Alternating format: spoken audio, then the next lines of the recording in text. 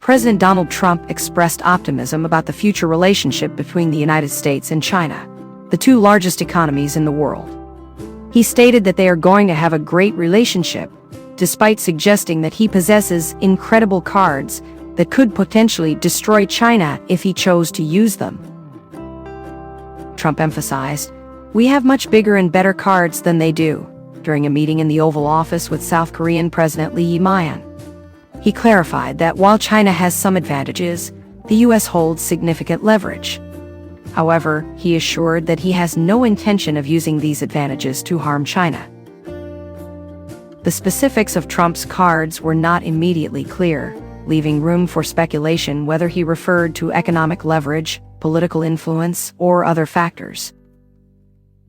Trump mentioned a recent conversation with Chinese President Xi Jinping and hinted at a potential visit to China as negotiations on trade terms continue.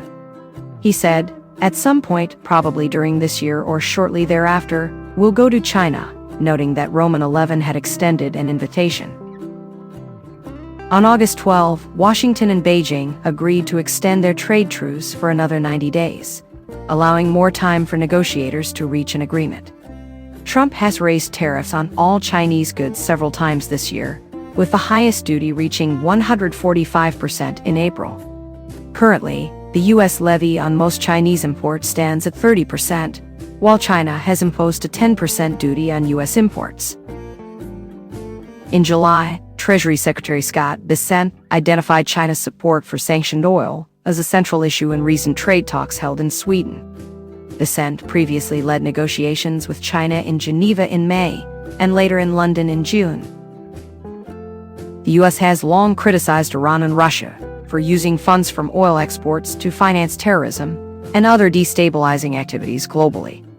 Despite U.S. sanctions, Beijing remains the top importer of Iranian oil and the second largest importer of Russian oil.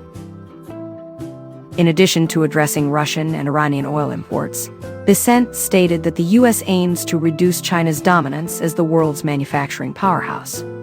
He has called on China to limit its massive export economy and increase its role as a global trade import partner.